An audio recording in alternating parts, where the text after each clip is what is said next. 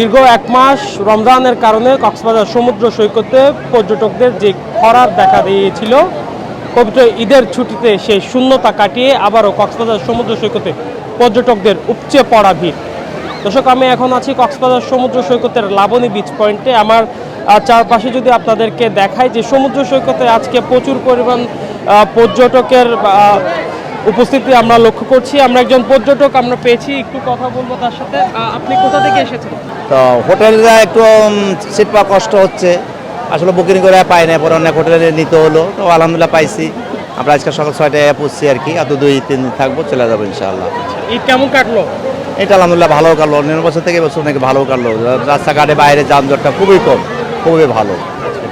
দর্শক, একজন দর্শনার্থী পর্যটকের সাথে কথা বলছিলাম আমরা একটু কথা বলে তাদের সাথে জানার চেষ্টা করছিলাম যে কেমন লাগছে তাদের। আরেকজন পর্যটক আমরা একটু কথা বলবো তার সাথে। ভাই, কোথা থেকে আসা হয়েছে একটু শুনতে চাই। যে আমরা কুমিল্লা থেকে আসছি। আচ্ছা, কেমন লাগছে কক্সবাজার?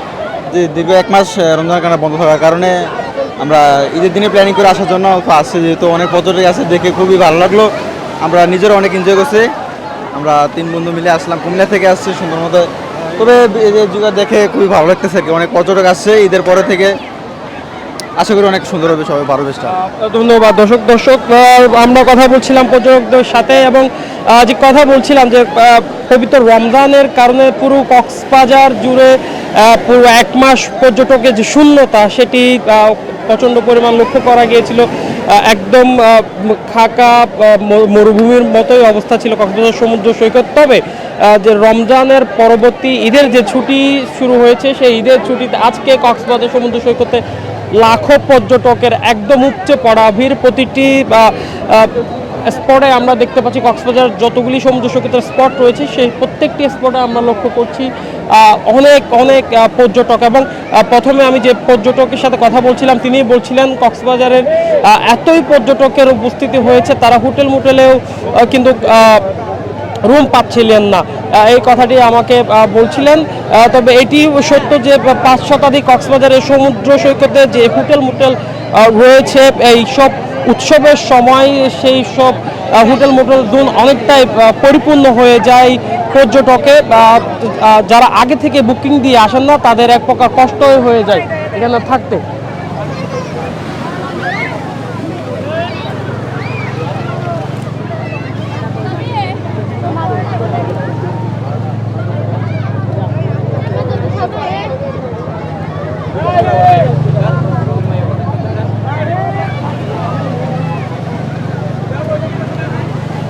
দর্শক, দেখছেন সমুদ্র সৈকতের পানিতে লাফালাফি ঝাপাঝাপি করে আনন্দময় সময় পার করছেন পর্যটকরা।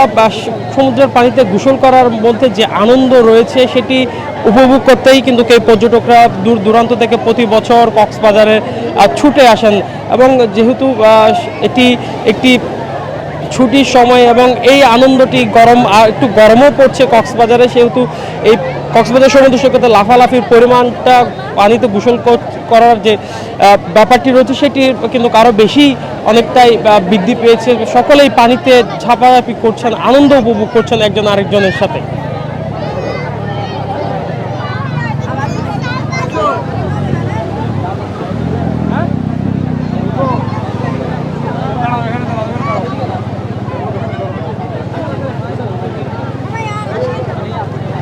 আমরা আরেকটি পর্যটকদের সাথে কিছু পর্যটকের সাথে একটু কথা বলবো, একটু জানতে চাইবো তাদের অনুভূতি। আপনি কোথা থেকে আসা হয়েছে? আমরা সিলেট থেকে আসছি। এই প্রথমবার? না, আমরা এবার নিয়ে 10 বার আসছি। কেমন লাগছে ঈদের পরবর্তী সময়? খুবই ভালো লাগছে, প্রতি বছরই আসি। মানে বন্ধ হলেই সমুদ্র ডাকে, কিভাবে আমরা সমুদ্রে আসবো, বন্ধ হলেই আমরা ছুটে আসি সমুদ্রে আসার জন্য। অনেক মজা লাগে, অনেক ভালো লাগে। কিন্তু এই বছর একটু আতঙ্কে আছি, কারণ দেশের পরিস্থিতিটা তো তেমন ভালো না, তাই একটু আতঙ্কে আছি।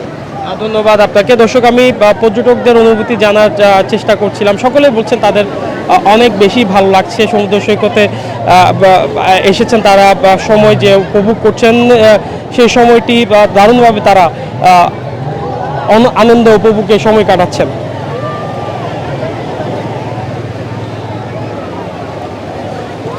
দর্শক, এই ছিল আমার কাছে এখনের মতো কক্সবাজার সমুদ্র সৈকত থেকে সর্বশেষ ঈদের যে ছুটি, সেই ছুটিতে কক্সবাজার সমুদ্র সৈকতে লাখো পর্যটকের উপস্থিতি ঘটেছে এবং প্রত্যেক পর্যটক তাদের সময়কে দারুণভাবে উপভোগ করছেন। সবাইকে আবারও ধন্যবাদ জানিয়ে শেষ করছি এখনের মতো লাইভ। ধন্যবাদ সবাইকে।